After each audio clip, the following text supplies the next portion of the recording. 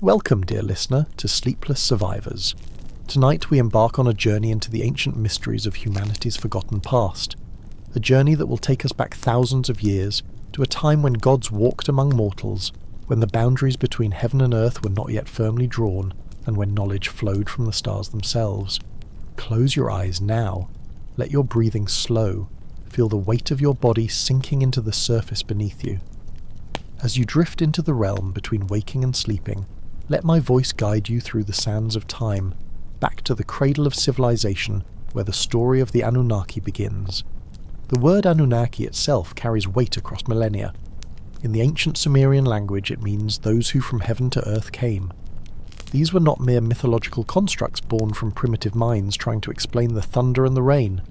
No, the Anunnaki were described in meticulous detail across thousands of clay tablets, their actions recorded, their genealogies traced, their conflicts and triumphs preserved in the oldest written language known to humanity. Let yourself relax deeper now. There is no need to hold on to tension. As we explore these ancient mysteries together, allow each word to wash over you like warm water, carrying away the stress of your day, the worries of tomorrow. Here, in this space between sleep and consciousness, we can examine the lost knowledge of the sky gods. Our story begins in ancient Mesopotamia, in the land between two rivers, the Tigris and the Euphrates, where human civilization first took root in ways that still puzzle archaeologists and historians to this day. Around 6,000 years ago, the Sumerian culture emerged seemingly out of nowhere, bringing with it sophisticated knowledge of mathematics, astronomy, agriculture and governance that would not be matched for thousands of years. The Sumerians did not claim to have developed this knowledge themselves. In their texts, carved carefully into clay tablets that have survived the millennia, they consistently attributed their sudden advancement to the Anunnaki, beings who descended from the heavens and shared the secrets of civilization with humanity. Breathe slowly now, in and out. Let your muscles release their grip. Your jaw unclenches, your shoulders drop.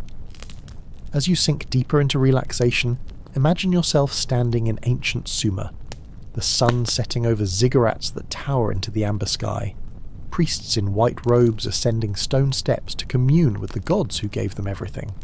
According to Sumerian cosmology, the Anunnaki came from a planet called Nibiru, a world with an elliptical orbit so vast that it takes 3,600 years to complete a single journey around our sun. This distant planet, the texts tell us, was home to an advanced race of beings who had mastered the sciences, who understood the cosmos in ways that humanity was only beginning to grasp. The leader of the Anunnaki was Anu, whose name means heaven in Sumerian. Anu was the Sky Father, the supreme deity who ruled from the celestial realm. But Anu had many offspring, and it was his sons who would become the most significant figures in Earth's early history. Chief among these were Enki and Enlil, two brothers whose rivalry would shape the destiny of humankind. Feel yourself drifting now, floating gently on a sea of ancient knowledge. There is no pressure to remember every detail, no test to pass. Simply allow the story to unfold in your mind like a dream, each scene flowing naturally into the next. Enki, whose name translates to Lord of the Earth, was a being of wisdom and compassion. The texts describe him as brilliant, creative, and deeply interested in the welfare of humanity. He was said to be the god of fresh water, of intelligence, of crafts and creation. Enki was the architect of human civilization, the teacher who shared forbidden knowledge with our ancestors. Enlil, on the other hand, was Lord of the Wind, the commander, the enforcer. Where Enki was gentle, Enlil was stern. Where Enki sought to nurture humanity, Enlil saw humans as servants, created for the sole purpose of labouring for the gods. This fundamental disagreement between the brothers would echo through millennia of human mythology, appearing again and again in different cultures under different names. Your breathing is deep and regular now. Your heartbeat has slowed. The boundary between this story and your dreams grows thinner with each passing moment. This is exactly where you need to be. The Sumerian creation epic, known as the Enuma Elish, tells us that the Anunnaki came to Earth roughly 450,000 years ago. Their mission was not conquest or colonization in the traditional sense, but resource extraction.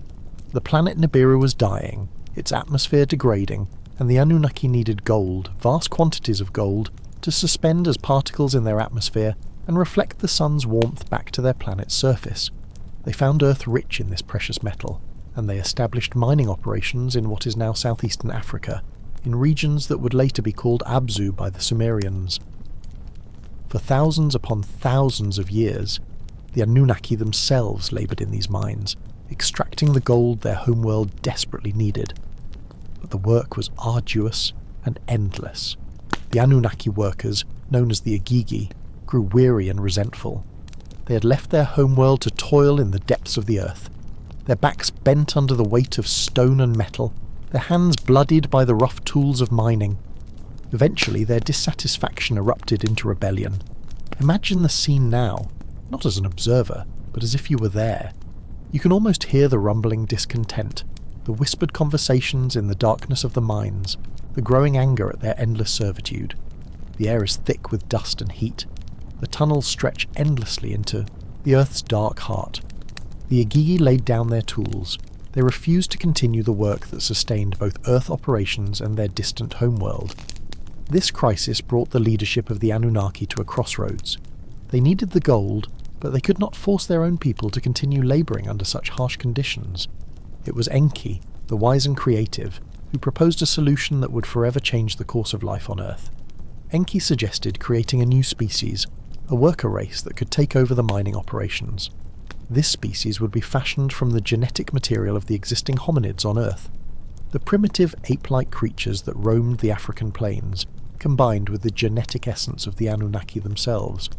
The result would be a hybrid species, intelligent enough to understand complex instructions and perform sophisticated labour, but not so advanced as to challenge the supremacy of their creators. Let your mind rest easy now. Feel yourself sinking deeper into comfort, into that perfect state where consciousness and sleep intertwine. The story continues to unfold, requiring no effort from you, just gentle attention. The creation of humanity, as described in Sumerian texts, was not the work of a single moment or a spoken word of divine command. It was a process, a scientific endeavour that involved experimentation, trial and error, genetic manipulation. The texts describe how Enki and his half-sister Ninhursag, the goddess of childbirth and fertility, worked together in what they called a biolab, a place where they could combine genetic materials and bring forth new forms of life. The earliest attempts were failures. The texts speak of creatures that were malformed, unable to survive or incapable of reproduction. But Enki and Ninhursag persisted, refining their techniques, adjusting the proportions of hominid and Anunnaki genetics, until finally they achieved success. They created the Adamu, the first true human being. The word Adam should sound familiar to you, even as you rest here in the darkness. The echoes of this ancient story reverberated through cultures and religions, each retelling the tale in their own way, adapting it to their own understanding, until it became the creation myth we know today. But in its original Sumerian form, the creation of humanity was not a mystical act of breath and clay, but a deliberate genetic engineering project. Your body is completely relaxed now. Every muscle has released its tension. You are safe here, floating in this space of ancient knowledge and modern comfort as the story of humanity's creation continues to unfold. The Adamu and his female counterpart were successful beyond the Anunnaki's expectations. They were strong, intelligent, and capable of complex thought. They could understand instructions, operate tools, and perform the mining work that the Igigi had abandoned. But there was one crucial limitation built into their design. They could not reproduce. This sterility was intentional. The Anunnaki wanted workers, not a population that might grow beyond their control. For generations humanity served in this capacity. Individual humans created as needed in the laboratories of Enki and Ninhursag, each one living out their lifespan in service to the gods, and then simply ceasing to exist, leaving no offspring, no legacy, no future beyond their own finite existence. But Enki, who had always harboured a special affection for his creations, grew troubled by this limitation. He saw in humanity not just a labour force, but a reflection of the Anunnaki themselves, beings capable of joy and sorrow, creativity and love.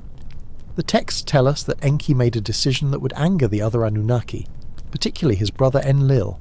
He modified the human genetic code, giving humanity the ability to reproduce naturally. Breathe deeply, in and out. Let each breath carry you deeper into rest. The story flows around you like a gentle current, requiring no effort to follow, no strain to understand. Simply let it be.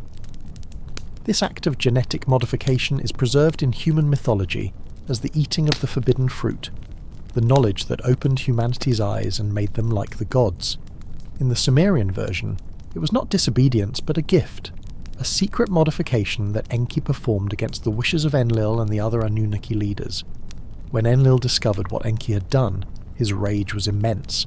Humanity had been given the ability to multiply, to spread across the earth, to potentially challenge the supremacy of their creators.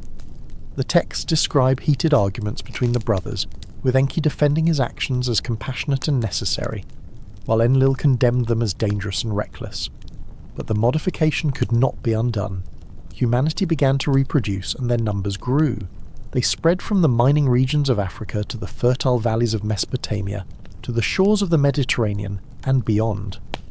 As they multiplied, they also began to develop their own cultures, their own ways of thinking and being that went beyond the simple instructions programmed into them by their creators. Feel yourself drifting now, like a leaf on a slow-moving river, gently carried along by the current of this ancient narrative. There is no rush, no destination that must be reached. Simply exist here, in this moment, as the story continues. The Anunnaki established cities on Earth, great centres of civilization where they ruled as kings and queens over the growing human population. These cities were described in the Sumerian text with remarkable detail. Eridu, the first city, was the domain of Enki. Nippur belonged to Enlil. Uruk, Ur, Lagash, each had its patron deity, its ruling Anunnaki, who governed the human inhabitants and managed the resource extraction operations. These were not crude settlements of mud huts and simple tools. The text describes sophisticated architecture, irrigation systems that transformed desert into farmland, astronomical observatories that tracked the movement of celestial bodies with precision that would not be matched again for thousands of years. The ziggurats, massive stepped pyramids that dominated the skyline of every major Sumerian city, were described as landing platforms and residences for the gods, places where heaven and earth literally connected. Your eyelids are heavy now, so heavy that even the thought of opening them seems like too much effort. This is good. This is right. Let yourself sink deeper into the comfort of your bed, into the warmth of blankets, and the darkness behind your closed eyes, as the ancient world continues to unfold in your mind. The relationship between the Anunnaki and humanity was complex and multifaceted. Some of the gods, like Enki, genuinely cared for their human creations and worked to improve their lot. Others, like Enlil, saw humans as nothing more than servants, beings created for a purpose who should remain in their designated role. And still others developed relationships with humans that went beyond the master-servant dynamic. The texts speak of Anunnaki taking human lovers, of unions between gods and mortals that produced offspring of extraordinary abilities. These hybrid beings, part Anunnaki and part human, were the heroes of ancient legends, the demigods who performed impossible feats and ruled over kingdoms. The biblical Nephilim, the giants of old, the men of renown, were these same hybrid beings described in different cultural terms. This interbreeding was controversial among the Anunnaki. Many, particularly Enlil, saw it as a corruption of both species, a dangerous blurring of lines that should remain distinct. But it happened nonetheless, driven by attraction, by love, by curiosity, by the simple reality that the Anunnaki and humans shared genetic compatibility. Let your breathing slow even further. Feel the rise and fall of your chest, the gentle rhythm that carries you deeper into relaxation. The story wraps around you like a warm embrace, a lullaby from the dawn of time. As humanity multiplied and spread across the earth, Enlil's concern grew into alarm. The texts describe his increasing frustration with the noise of humanity, their ceaseless activity, their growing independence. What had been created as a servant race was becoming something else, something unpredictable and potentially threatening. Enlil proposed a solution that was as drastic as it was final: the complete elimination of humanity through a global catastrophe. The texts speak of a great flood, a deluge that would wipe the earth clean and allow the Anunnaki to start fresh, perhaps with a new, more compliant version of humanity, or perhaps without humans at all. The Sumerian flood story predates the biblical account by thousands of years. and it contains details that were later softened or altered in subsequent retellings. In the original version, the flood was not a punishment for sin or wickedness, but simply a solution to an overpopulation problem, a way to reduce the human numbers that had grown beyond the Anunnaki's comfort level. But Enki, ever the protector of humanity, could not allow his creations to be destroyed. The texts tell us that he went against the decision of the Anunnaki Council and warned a human man named Ziusudra, instructing him to build a great boat and fill it with his family, animals, and the seeds of all plants. When the flood came, Ziusudra and those aboard his vessel would survive, preserving both humanity and the diversity of life on Earth. You're so deeply relaxed now that the boundary between this story and your dreams has nearly vanished. Perhaps you're not even sure anymore if you're still awake or if you've drifted into sleep. This uncertainty is perfect. Stay in this liminal space as the ancient tale continues. The flood came just as Enlil had planned. The texts describe the breaking of dams, the rising of waters from below the earth, and the falling of rain from above, a convergence of catastrophe that covered the mountains and drowned the world. The Anunnaki themselves retreated to their spacecraft, watching from orbit as the Earth they had colonized was cleansed of human life. But when the waters receded and they returned to the surface, they discovered that Enki's intervention had succeeded. Ziusudra and his family had survived. The human species had been preserved. When Enlil discovered this, his rage was once again directed at his brother, but the deed was done. Humanity could not be eliminated without starting the flood again, and the other Anunnaki, having seen the devastation, were reluctant to repeat the catastrophe. Instead, a compromise was reached. Humanity would be allowed to continue, but with limitations. Their lifespans, which the texts say had extended for hundreds of years when the genetic connection to the Anunnaki was strongest, would be shortened. Their abilities would be diminished. They would be kept in a state where they could serve effectively but never truly challenge their creators. Feel yourself floating now in the darkness, held safely by the bed beneath you, your mind drifting through ancient history like a ghost, observing but not participating, understanding but not needing to act. The story continues to unfold without any effort from you. After the flood, humanity rebuilt. The Anunnaki helped them re-establish civilization, teaching them once again the arts of agriculture, architecture, and writing. But something had changed. The direct daily interaction between gods and humans began to diminish. The Anunnaki withdrew gradually to their temple ziggurats, governing through intermediaries, through priest-kings who claimed divine ancestry and divine right to rule. This era, which historians call the pre-dynastic period, saw the establishment of kingship as a concept. The texts describe how the Anunnaki selected certain humans, often those with the highest percentage of Anunnaki genetics from the earlier interbreeding, and elevated them to positions of authority. These kings were not merely human rulers, they were described as the bridge between the gods and ordinary humans, beings who partook of both natures. The knowledge shared by the Anunnaki during this period was vast and varied. They taught humanity astronomy, showing them how to track the movements of planets and stars, how to predict eclipses and seasonal changes. They taught mathematics, including the base 60 counting system that the Sumerians used, and that we still use today when we divide hours into 60 minutes and circles into 360 degrees.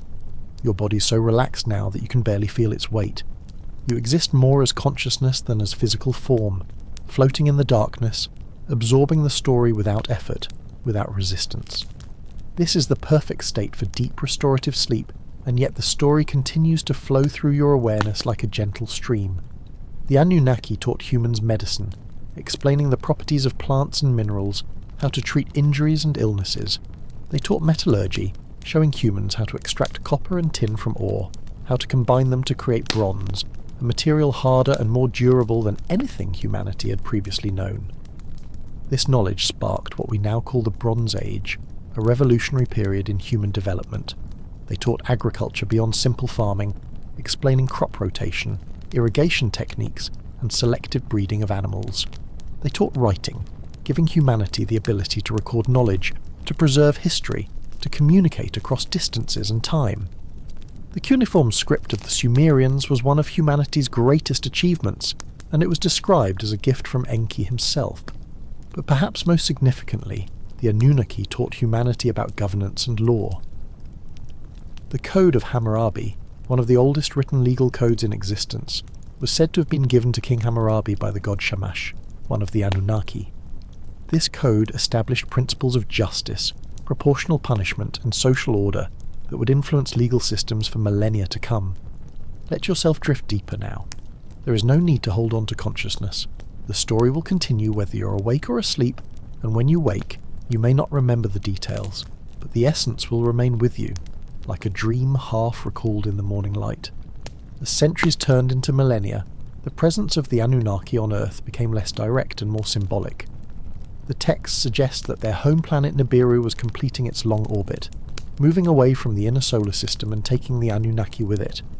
The gods withdrew from daily human affairs, leaving behind kings who claimed descent from them, priests who maintained their temples, and stories that would be told and retold until they became the foundation of all human religion and mythology.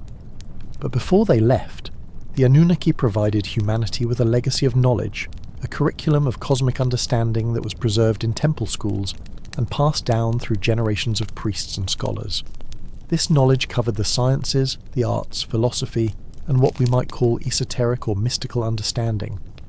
The Sumerian texts describe 7 tablets of destiny, containing the fundamental laws of the universe, the knowledge of how reality itself functions. These tablets were said to grant their possessor power over the very fabric of existence, understanding of how to manipulate matter and energy, how to extend life, how to travel between worlds. The tablets became objects of intense desire and conflict among the Anunnaki themselves, with various gods seeking to possess them at different times. Your breathing is so slow now, so regular, that each breath takes you deeper into rest. The muscles of your face have gone slack. Your thoughts have slowed to a gentle drift. You're on the very edge of sleep, that beautiful threshold where consciousness dissolves into dreams. The mythology of the Anunnaki spread far beyond Sumer. As human civilizations developed and migrated, they carried these stories with them, adapting them to new contexts and cultures. In ancient Egypt, the Anunnaki became the Neteru, the gods who came from the sky and taught the arts of civilization to the people of the Nile. Osiris, Isis, Ra, and the entire Egyptian pantheon showed remarkable similarities to the Anunnaki, suggesting a common origin, or at least shared ancient knowledge. In ancient India, the Vedic texts describe the Devas and Asuras, cosmic beings who fought wars in the sky using weapons of tremendous destructive power. The Vimanas, flying machines described in Sanskrit texts with technical specifications, sound remarkably similar to the spacecraft the Sumerians said carried the Anunnaki between Earth and their home planet. In ancient Greece, the Titans and Olympians fought for control of the cosmos, with stories that mirror the conflicts between Enlil and Enki, between the older generation of gods and the younger. In Mesoamerica, Quetzalcoatl and other feathered serpent gods were described as bearded beings who came from the sky, taught civilization to humanity, and promised to return one day. Feel yourself letting go completely now. There is no need to listen actively. Let the words wash over you like waves on a shore, each one carrying you further into the realm of sleep. The story continues, but you need not follow every word.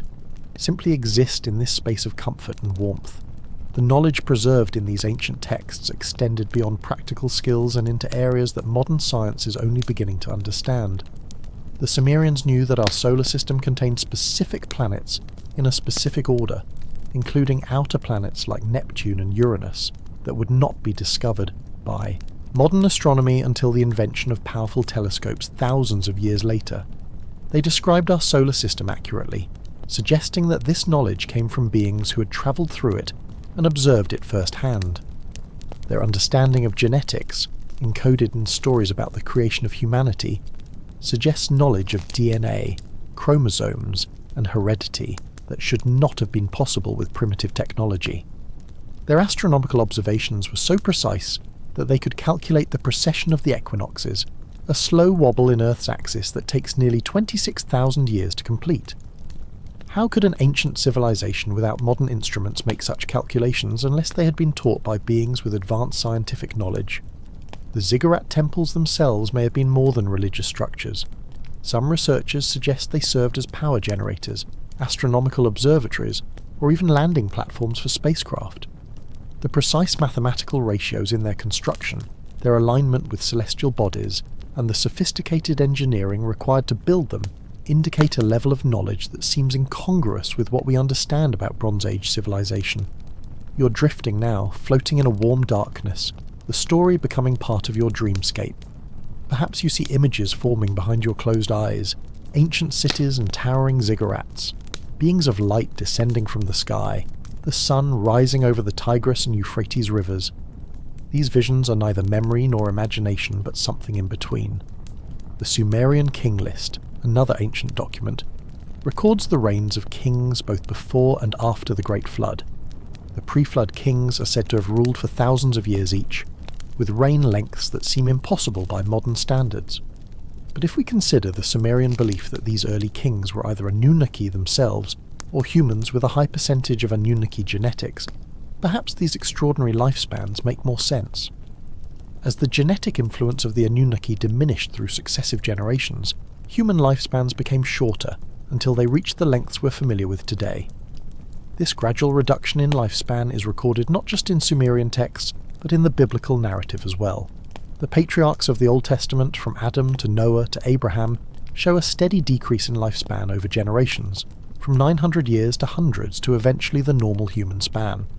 This pattern suggests not mythological exaggeration, but the recording of an actual biological change as humanity's genetic connection to its creators diminished over time. The legacy of the Anunnaki persisted in humanity's collective memory and spiritual traditions. The concept of gods who came from the sky, who created humanity, who taught civilization, appears in virtually every culture on Earth. The details vary, the names change, but the core story remains remarkably consistent.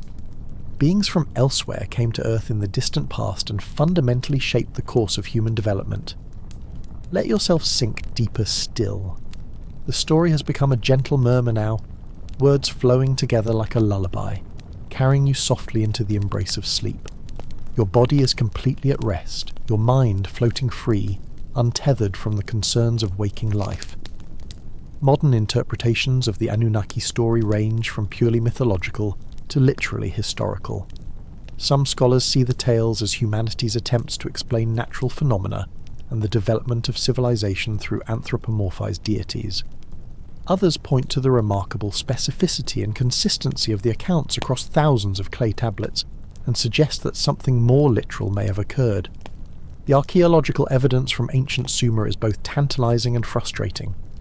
We have the cities, the irrigation systems, the cuneiform tablets by the thousands, evidence of a sophisticated civilization that emerged with surprising suddenness. But we lack definitive proof of the Anunnaki themselves. No spacecraft debris, no advanced technology left behind, no skeletal remains of beings that are clearly not human. Yet the absence of physical proof does not necessarily mean the absence of truth in the stories. If the Anunnaki existed and eventually departed Earth, they may have taken their technology with them, or perhaps what remains is hidden, buried under thousands of years of sediment, locked in vaults and chambers we have not yet discovered, or misidentified as something else in museum collections around the world. Your consciousness is fading now, the border between waking and sleeping has been crossed. The story continues, but you're no longer actively listening. Instead, it has become part of the landscape of your dreams, ancient knowledge flowing through your sleeping mind like rivers through Mesopotamia. The spiritual legacy of the Anunnaki extends beyond ancient history into modern esoteric traditions. Various mystery schools and occult organizations claim to preserve the secret teachings of the Anunnaki, knowledge about consciousness, energy manipulation, and the hidden structure of reality. Whether these claims are valid, or merely romanticism attached to ancient names, is difficult to determine, but the persistence of such traditions suggests that something significant was transmitted from those ancient times to the present. The concept of humans as hybrid beings, part terrestrial ape and part cosmic visitor, resonates with many people's sense of being somehow different from the rest of Earth's creatures. Our consciousness, our self-awareness, our ability to contemplate the cosmos and our place in it, our drive to create and understand, all set us apart from other species in ways that seem to transcend normal evolutionary development. Some researchers point to the missing link in human evolution, the gap in the fossil record where Homo sapiens appears with relatively sudden increases in brain size and cognitive ability. Could this gap represent the moment when Enki and Ninhursag succeeded in their genetic engineering project? It's a question that orthodox science dismisses, but that continues to fascinate those willing to consider alternative explanations for human origins. You are deeply asleep now, though some part of you continues to process the words, absorbing them into your subconscious mind where they will settle like sediment, layer upon layer of ancient knowledge becoming part of your inner landscape. The story goes on, but you need not consciously hear it. Rest now. Sleep deeply. The astronomical knowledge encoded in Sumerian texts reveals an understanding of celestial mechanics that should not have been possible without sophisticated instruments. They knew the Earth was round thousands of years before this became accepted knowledge in the medieval world. They understood that Earth and other planets orbit the Sun, a heliocentric model that would be discovered by Copernicus thousands of years later, and that would get Galileo into trouble with religious authorities. The Sumerian astronomical tablets describe the planets of our solar system in accurate detail, including their relative sizes and characteristics. They knew that Saturn had rings, that Jupiter had moons, that Mars was red. These are observations that require telescopes to confirm, yet the Sumerians documented them in the Bronze Age. The explanation they gave for this knowledge was straightforward. The Anunnaki told them, beings who had travelled between the planets and observed them up close. The planet Nibiru itself remains controversial. No modern astronomical observation has definitively identified a large planet in the extreme outer solar system with the orbital characteristics described in Sumerian texts. However, there are anomalies in the orbits of distant objects beyond Neptune that some astronomers suggest could be caused by a large, unseen planet, what they call Planet 9. Could this be Nibiru? Or is Nibiru something else entirely, perhaps not a natural planet but a mobile planetary base or massive spacecraft? Drift deeper now into the comfort of sleep. The questions need no answers tonight. The mysteries can remain mysterious. Simply rest in the knowledge that humanity's story is far older and stranger than we commonly believe, and that's a comforting thought in its own way, connecting us to depths of time beyond imagining. The genetic legacy of the Anunnaki may persist in humanity even today. Some researchers have pointed to supposedly junk DNA that comprises the vast majority of human genetic code as potentially containing dormant programming or information from our creators. As our understanding of genetics advances, we're discovering that this so-called junk DNA is far from useless, containing regulatory elements, evolutionary memories, and code whose purpose we're only beginning to understand. There are also persistent stories of bloodlines that preserve a higher percentage of Anunnaki genetics, royal families and aristocratic lineages that trace their ancestry back to the gods. These families have historically held power far beyond what their numbers would suggest, maintaining influence through marriage alliances, secret societies, and institutional control. Whether this is due to actual genetic superiority, preserved ancient knowledge, or simply the self-perpetuating nature of power is open to interpretation. The texts speak of the Anunnaki possessing abilities that humans lacked: extremely long lifespans, greater physical strength, heightened intelligence, and perhaps even what we would call psychic or supernatural powers. If humans are indeed hybrids, we might possess these abilities in latent form, activated under certain conditions or developed through specific practices. Various meditation techniques, yoga traditions and esoteric exercises claim to awaken these dormant capacities, connecting practitioners to their divine heritage. Sleep now. Sleep deeply. The ancient world fades into dreams, and dreams fade into the deep darkness of restorative sleep. Your breathing is slow and regular. Your heartbeat is calm. Your body repairs itself as your mind wanders through landscapes older than recorded history. The promise of the Anunnaki's return is a recurring theme in these ancient texts and in the religious traditions that descended from them. Just as the orbit of Nibiru is said to bring it back to the inner solar system every 3,600 years, so too the Anunnaki are expected to return when their homeworld swings close to Earth again. Various traditions have calculated when this return might occur, with predictions ranging from the recent past to the near future. What would such a return mean for humanity? The ancient texts suggest the Anunnaki maintain interest in their genetic creation and in the planet they once colonized. Would they come as saviors, uplifting humanity to a new level of civilization and consciousness? Or would they come as masters, reclaiming their property and reasserting control over their wayward servants? The answer may depend on which faction of the Anunnaki arrives first. whether the followers of Enki who love humanity, or the followers of Enlil who see humans as tools. Some researchers suggest the Anunnaki never fully left, that a small presence remained on Earth, hidden but active, guiding human development from behind the scenes. Secret societies, shadow governments, and hidden powers manipulating world events might be modern manifestations of this continued Anunnaki presence, working toward goals we can only guess at, preparing humanity for something we don't yet understand. You're far from waking now, deep in the realm of sleep where logic dissolves and symbols reign.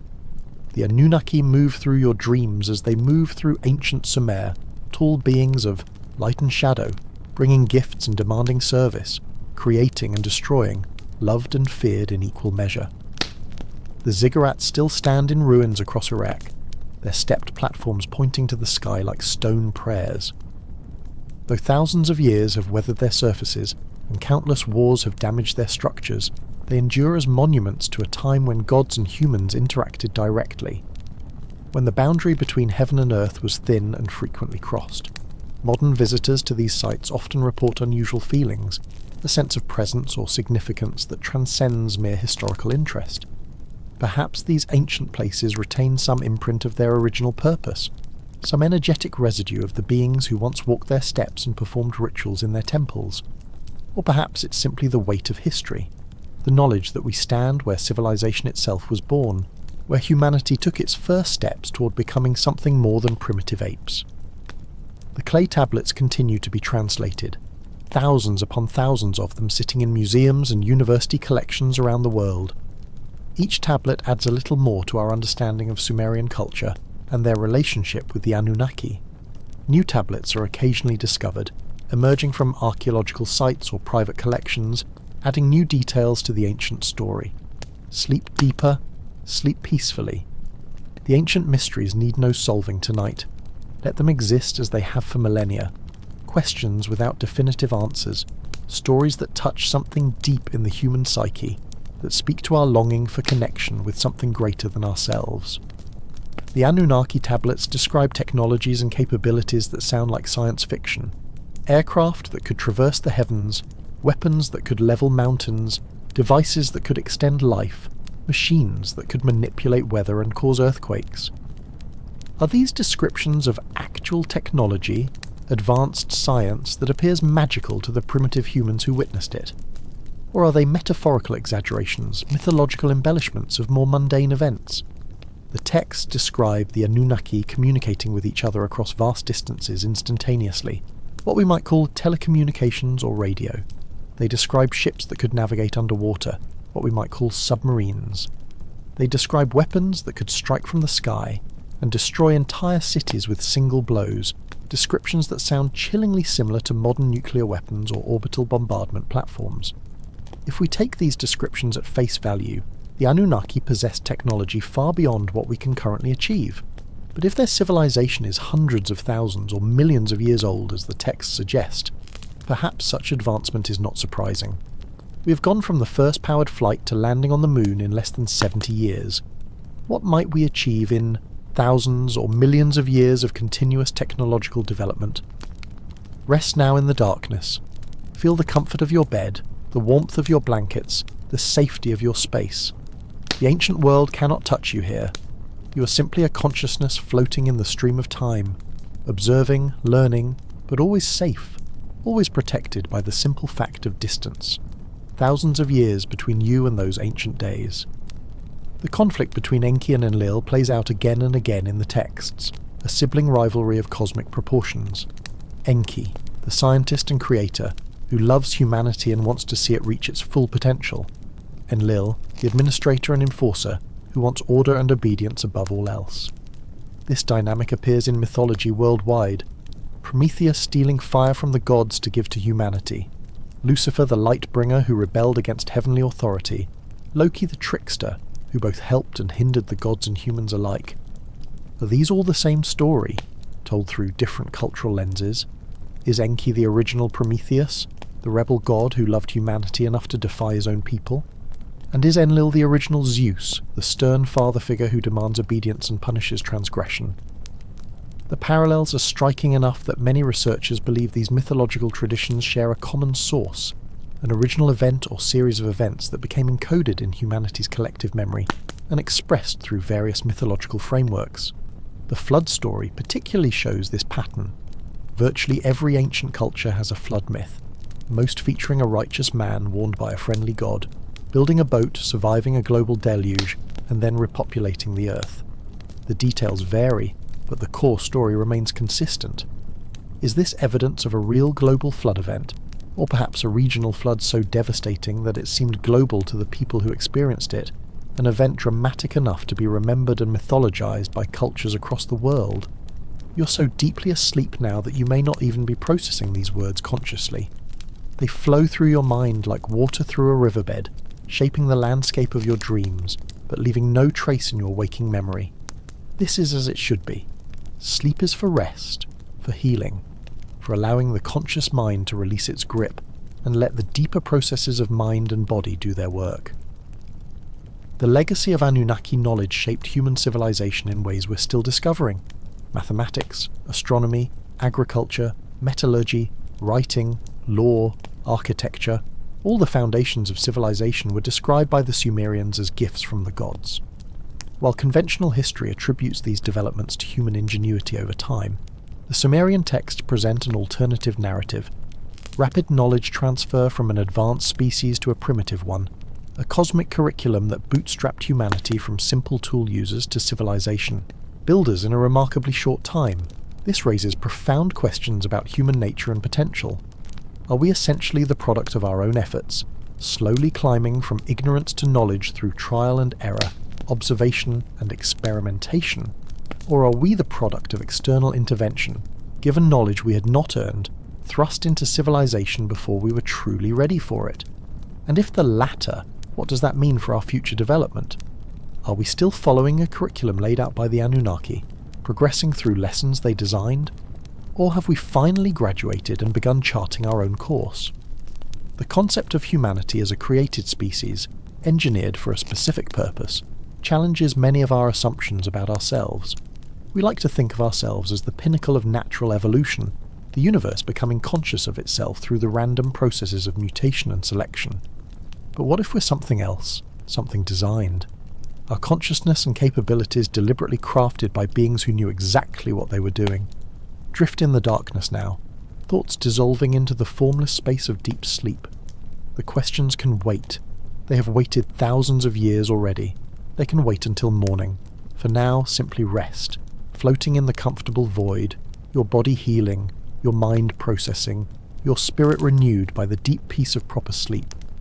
Some researchers suggest that humanity's persistent problems, our violence, our tribalism, our difficulty living sustainably on our planet, stem from our hybrid nature. We carry within us both the advanced intelligence of the Anunnaki and the territorial instincts of terrestrial primates. We're capable of building cities and spaceships, but we're also capable of war and genocide. We can conceive of universal love and brotherhood, but we practice nationalism and racism. Perhaps this internal contradiction, this war between our higher and lower natures, is the fundamental human condition, the price we pay for being a hybrid species. Or perhaps this tension is exactly what the Anunnaki intended, a species capable of both serving faithfully and thinking independently, both following orders and innovating solutions, both accepting reality and imagining alternatives. A perfect worker race would be too inflexible, unable to adapt to changing conditions. A perfectly independent race would be uncontrollable, unwilling to serve any purpose but its own. Humanity, in this view, represents a careful balance between these extremes, a species designed to be useful but also capable of growth.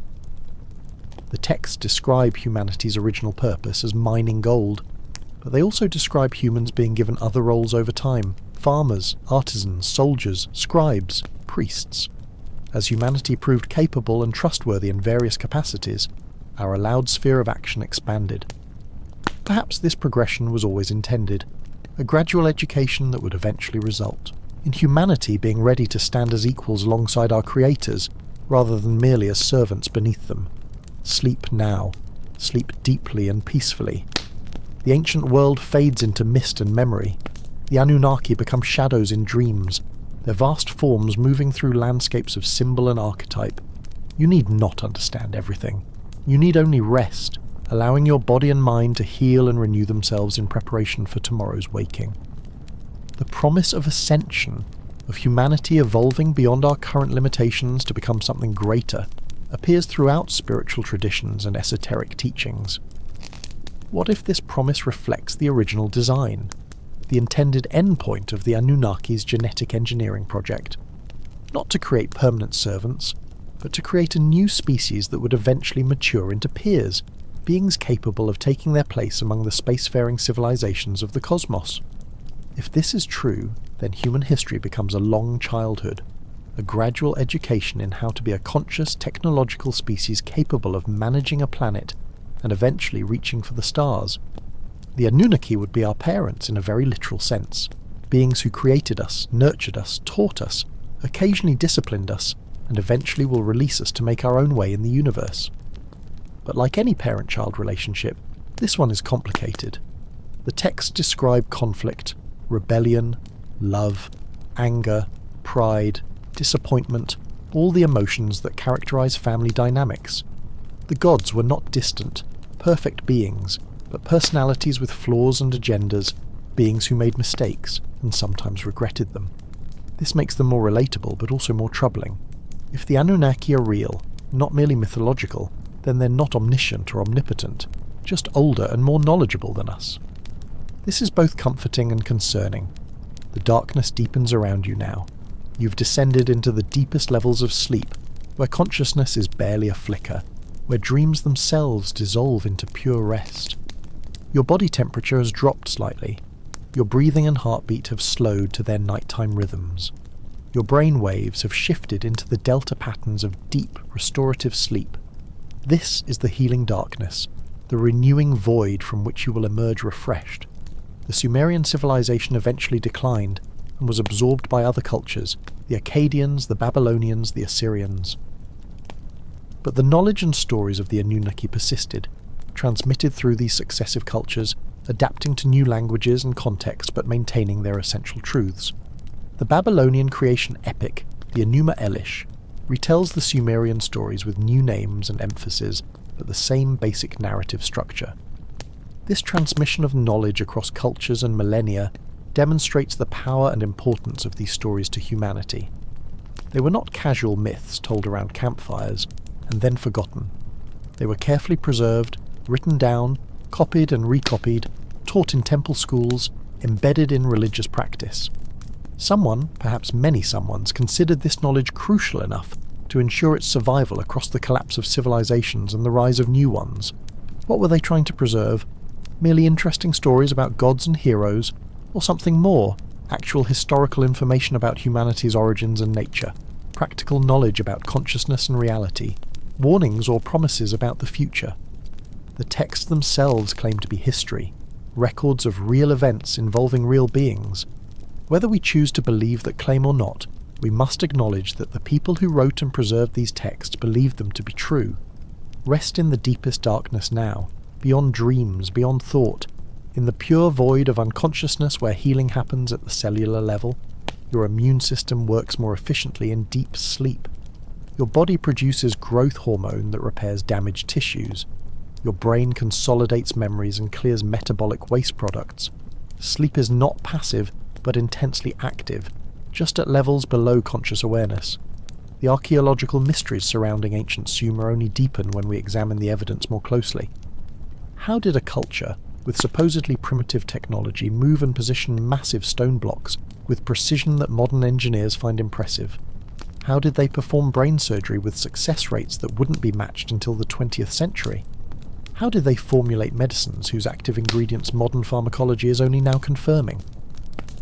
The standard explanation is that ancient peoples were more capable than we give them credit for, that with time, patience, and human ingenuity, seemingly impossible tasks become possible. This is undoubtedly true, but it doesn't fully explain the remarkable sophistication found in the earliest periods of Sumerian civilization, sophistication that seems to emerge fully formed rather than developing gradually over time as we would expect. If the Anunnaki story is accurate, this sudden emergence makes perfect sense. A primitive human population receives knowledge transfer from an advanced civilization, learning in a few generations what might otherwise take thousands of years to develop independently. This would explain not only the sophistication, but also the specific character of Sumerian achievement. Advanced in certain areas like astronomy and mathematics, while seemingly underdeveloped in others, as if they had been taught a specific curriculum rather than discovering knowledge through random exploration. Deeper still you descend, into the bottomless well of sleep where time loses meaning, where minutes and hours become indistinguishable, where the self dissolves into the universal consciousness that underlies all being. This is the sleep of renewal, the darkness from which the light of morning will eventually emerge, but not yet, not for many hours yet. For now, only rest, only peace, only the infinite darkness of deep sleep. The question of the Anunnaki's continued presence or absence shapes how we interpret modern human history. If they are gone, then we're truly on our own, children abandoned by parents who left. For reasons we can only guess at. We must make our own way, for better or worse, without divine guidance or intervention. This is perhaps a frightening thought, but also a liberating one. We're free to determine our own destiny, to make our own mistakes and achievements. But if they never fully left, if some presence or influence remains, then much of human history might be interpreted differently. The rise and fall of empires, the progress of technology, the development of consciousness might not be entirely human achievements and failures, but part of a larger plan or influence.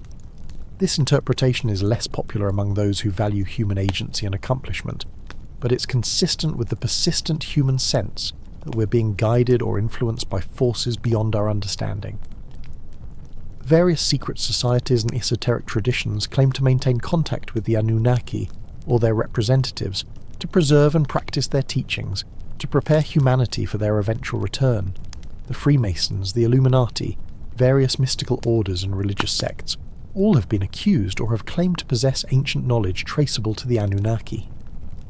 How much truth lies in these claims versus how much is romantic fiction attached to ancient names is difficult to determine. The void surrounds you completely now, a darkness so deep it's almost a presence of its own, a gentle pressure that holds you safely in its embrace. There is no fear here, only comfort.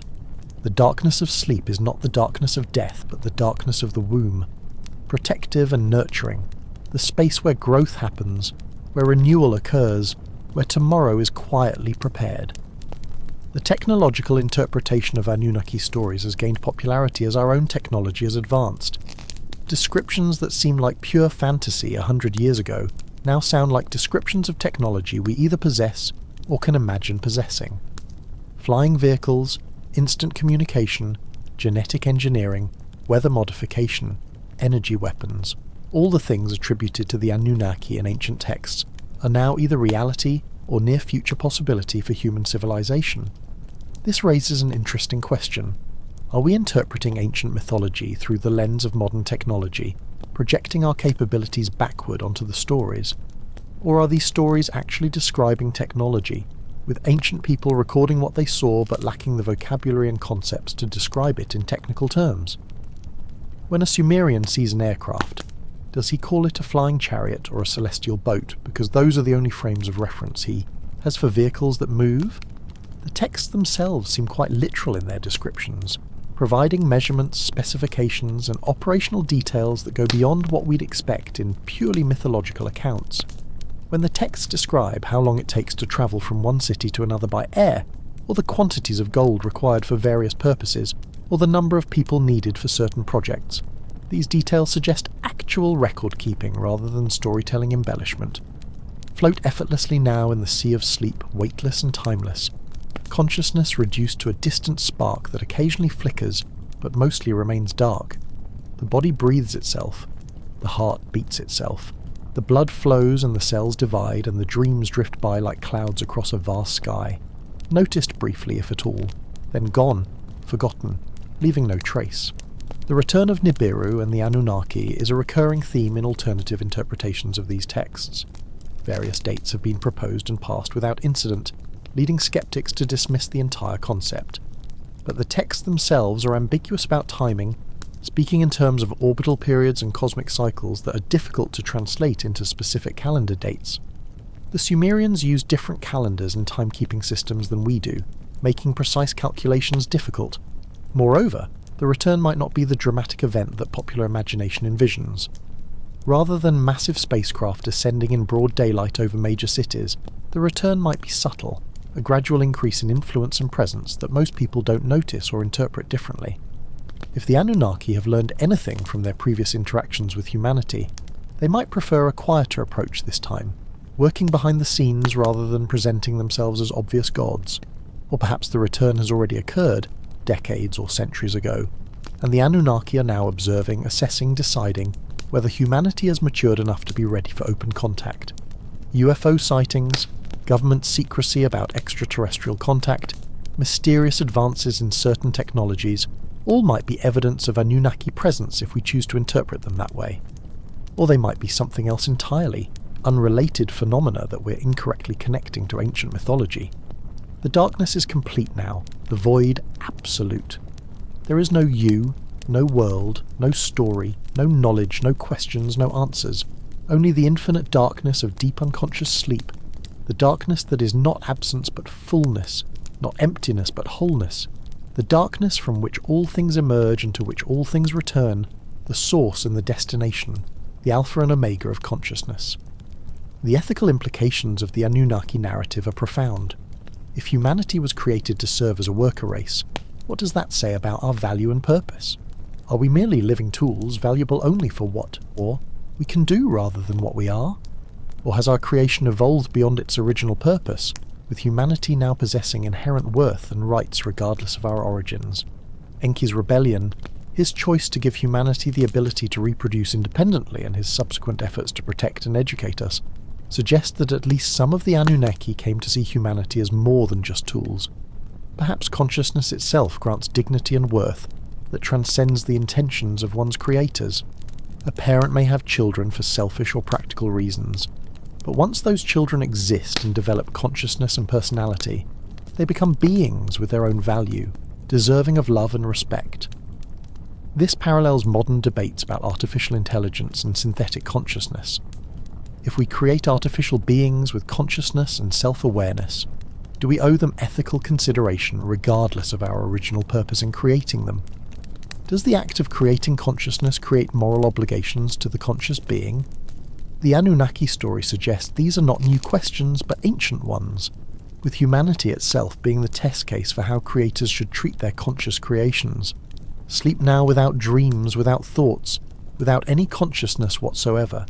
The void is complete, the darkness total, the rest absolute. Hours pass without being experienced, time flowing over you like water over a stone in a riverbed, present but not noticed, significant but not felt. The night grows old, moving toward morning, but that is far away yet, many hours of healing darkness still to be experienced. The preservation of this knowledge through thousands of years speaks to its importance to those who maintained it. Generation after generation of priests and scribes carefully copied these tablets, maintaining libraries and archives even as civilizations rose and fell around them. The library at Nineveh, destroyed in ancient warfare, contained thousands of these tablets. The libraries at Alexandria and Baghdad held copies before they too were destroyed by fire and conquest. The fact that enough tablets survived for modern archaeologists to reconstruct much of the story suggests that the Sumerians created multiple copies and distributed them widely, ensuring that the knowledge would persist even if individual libraries were lost. This redundancy implies an understanding that this information was too valuable to risk losing entirely, that future generations would need to know this history. What did they think future generations would do with this knowledge? Did they envision a time when humanity would be advanced enough to understand these texts not as mythology, but as actual history? Did they preserve the information as a kind of message to their distant descendants, truths that would only become clear once humanity reached a certain level of development? The texts themselves sometimes address future readers directly, suggesting this kind of intentionality. In the deepest darkness, in the core of sleep, in the heart of the night, you rest beyond rest, sleep beyond sleep, peace beyond peace. The ancient story has dissolved into your unconscious mind. becoming part of the vast repository of information and experience that shapes you without your awareness.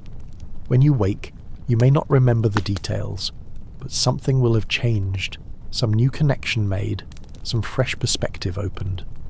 The integration of Anunnaki narratives with other ancient knowledge systems reveals fascinating parallels and connections. The Hindu concept of yugas or cosmic ages, with humanity passing through cycles of rise and fall, mirrors the Sumerian understanding of human civilization as something that has been built up and destroyed multiple times. The Egyptian texts about the first time, when the gods ruled directly on Earth, parallels the Sumerian descriptions of the early periods, when the Anunnaki were physically present. Various prophecies and predictions across cultures speak of the return of the gods, a time when the beings who created and taught humanity will come back to judge or assist or transform us. The Christian second coming, the return of Quetzalcoatl, the descent of the Devas, the arrival of the Maitreya Buddha, might all be cultural variations of the same basic expectation, that our creators have not abandoned us permanently, but will return at an appointed time. If these prophecies point to an actual event rather than merely expressing psychological or spiritual truths, then much of human religious behaviour can be understood as preparation for this return, an attempt to make ourselves worthy of positive judgment rather than negative, to prove that the experiment of conscious humanity has been successful and deserves to continue and expand. The void is complete, the sleep total, the rest perfect. There are no more words now, no more stories, no more knowledge, only the infinite darkness of sleep and the healing rest it brings. Hours pass in silence, in stillness, in the deep peace that allows body and mind to repair themselves, to prepare for another day of consciousness and activity and experience. The morning will come eventually, as it always does, bringing light and waking and the return of ordinary consciousness, but that is still far away, far enough that it need not concern you now. For now, only sleep, only darkness, only rest. The Anunnaki watch from their distant planet or from somewhere much closer, observers and perhaps still guardians of the species they created so long ago in the mists of prehistory. Sleep now, sleep deeply. Let the ancient knowledge settle into your bones, into your cells, into the deepest parts of your mind where conscious thought cannot reach. You are connected to a story that extends back to the very beginning of human civilization, and forward to an unknown future. You are part of something vast and ancient and ongoing, a story that includes gods and humans, creators and created, knowledge given and knowledge earned. Rest in that knowledge, rest in the darkness, rest in the comfort of your bed and the safety of your space. Rest knowing that you are part of a cosmic story, a tale that began before history and continues beyond your individual life. Rest knowing that you're both fully human and something more. A being with ancestry that stretches to the stars themselves. The night surrounds you, protects you, holds you safely in its ancient embrace. Sleep now and dream, or sleep beyond dreaming in the darkness that heals and renews. The Anunnaki story will be there when you wake, if you remember it, or it will work on you from the depths of your unconscious if you do not. Either way, you are changed by knowing it, connected to truths that transcend individual lives and individual cultures. Sleep now, deeply and peacefully, in the darkness that came before light, and that will remain after light fades. Sleep in the knowledge that you are ancient and you are new, you are created and you are creative, you are of the earth and of the stars. Sleep, and let the ancient knowledge of the sky gods settle into your dreams, your cells, your very being. Good night, dear listener. May your sleep be deep, your rest complete, and your dreams filled with ancient wonders. This has been Sleepless Survivors, and you have been listening to the lost knowledge of the Anunnaki. Sleep now, and perhaps in the morning you will wake remembering that you are more than you seem to be, connected to a story older than civilization itself. Sleep now, sleep deeply. The void awaits, welcoming and complete. Rest well, traveller, and let the ancient mysteries cradle you into the deepest sleep you have known.